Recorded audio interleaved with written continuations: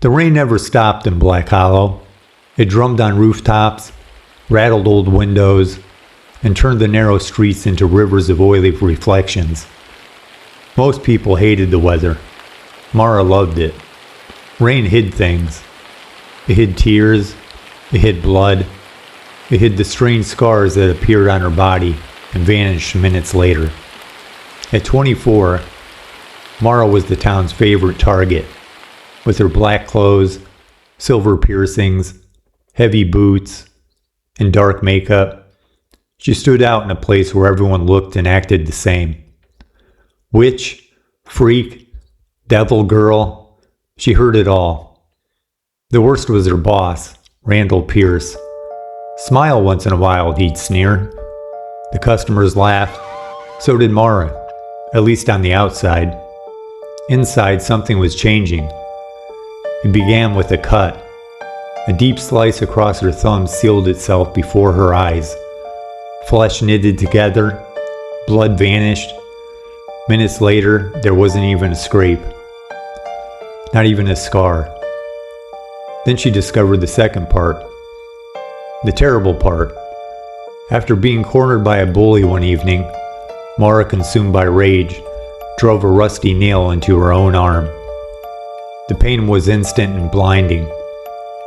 But across town, the bully collapsed, screaming with an identical wound. Mara's injury healed within minutes. His did not. Over the following months, she experimented. A burn on her hand blistered the skin of a cruel teacher. A needle beneath her fingernail caused her mocking boss to lose several nails in a bizarre accident. Every injury hurt, every single one, but her body always repaired itself. Others suffered the consequences. At first, she only targeted people she believed deserved it. Then her standards began to slip. A rude cashier, a gossiping neighbor, someone who laughed at her clothes. Each received punishment. Each left Mara feeling strangely satisfied. The power became addictive. The worst victim was Victor Cain. Victor had a reputation for abusing animals and terrorizing the neighborhood. One night, Mara dropped a concrete block onto her own foot. The pain nearly made her black out. Her bones shattered. Across town, Victor's foot and leg were crushed beyond repair. Mara's healed before dawn. Victor never walked again. Months later, seeking answers, Mara searched through the attic of her late grandmother's abandoned house. There she found journals stretching back generations. As she read, dread settled into her stomach. The power wasn't a gift. It was a parasite, a creature. It attached itself to suffering people and fed on pain. The host believed they controlled it, believed they were choosing their victims, but the journals revealed the truth. The creature whispered into wounded minds. It magnified anger, encouraged vengeance, because pain fed it, and revenge created more pain. Mara remembered every act she committed, every moment she convinced herself she was delivering justice. The final journal entry made her blood run cold. When the host discovers the truth, the creature leaves. Relief washed over her. Then she read the last sentence, and it seeks a new host among those connected to its victims. The attic grew silent. Nothing happened. No shadows moved, no monster appeared, just silence. Mara waited. Then she laughed nervously. Perhaps it was over. The next morning she tested herself. She pricked her finger with a pin. The wound remained. No one else was injured. No miraculous healing followed. The creature was gone. For the first time in months, Mara was free. Or so she thought.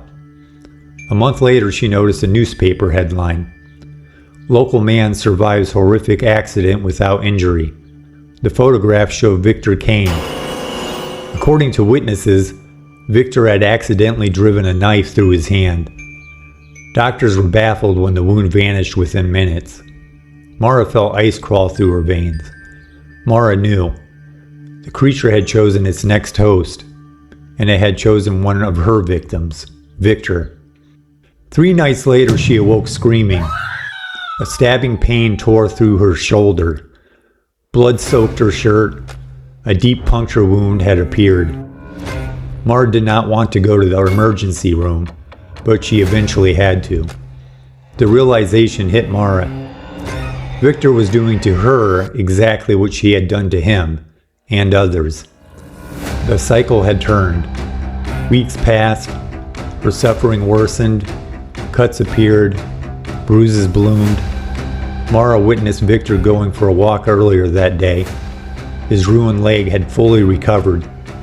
The creature preserved its host, fed its host, protected its host, just as it once protected Mara. One stormy evening, Mara followed a tip and found Victor inside an abandoned warehouse. Rain hammered the roof overhead. Victor stood waiting. No wheelchair, no limp. His eyes gleamed in the darkness. "You finally understand," he said. Mara stared at him. I'm sorry. The words sounded pathetic. Victor laughed. "I was sorry too." He rolled up his sleeve. Scars covered his arm, evidence of countless self-inflicted injuries that have not fully healed yet. Each one transferred elsewhere, to her. The funny thing, he said. "I kind of liked you. He smiled. Somehow, I remember every person who hurt me. Even you, Mara. His expression widened. I understand why you did it now." Mara felt her stomach drop, because she recognized that smile. It was her smile. The smile she'd worn while convincing herself she was delivering justice. Victor raised a knife. The blade trembled against his stomach. You don't have to keep doing this. She said. Victor replied. "I know." He pressed the knife into his stomach. Agony exploded through Mara's. She collapsed. Victor's wound healed itself before her eyes. The creature fed, satisfied, growing stronger. Mara looked up through tears and finally understood the true horror. The monster wasn't the power.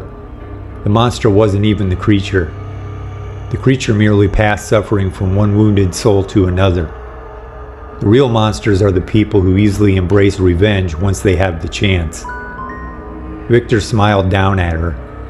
One day Victor would discover the truth too. The creature would leave him. It would seek another victim. Perhaps someone Victor had harmed. Someone filled with anger. Someone desperate to make the world hurt as much as they did. And the cycle would begin again. As it always had. As it always would. Outside, rain washed the streets of Black Hollow clean. But beneath the storm, beneath the years, beneath the endless chain of pain and vengeance, the creature endured. Patient, hungry, waiting for the next broken soul to call its power justice.